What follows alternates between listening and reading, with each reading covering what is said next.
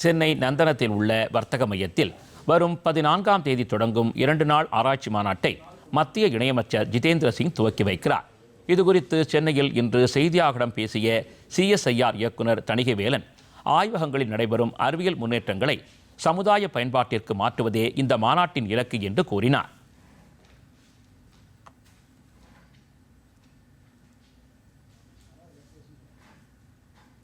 நூறுக்கும் மேலே exhibitions stalls போடுற மாதிரி ஒரு திட்டம் பண்ணியிருக்கோம்.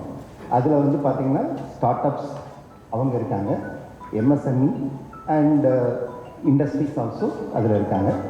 அந்த ஸ்டால்ஸில் அதர் கவர்மெண்ட் டிபார்ட்மெண்ட்ஸில் இருக்கிற டிபிடி ஆகட்டும், இல்லை என்ஐஓடி ஆர் டிஎஸ்ஐஆர்னு சொல்கிற அந்த அமைப்புகள், அதன் மூலமாக வரக்கூடிய ஸ்டார்ட் அப்ஸும் அதில் ஸ்டால்ஸ் போடுறதுக்கு நாங்கள் ஏற்பாடு பண்ணியிருக்கோம்.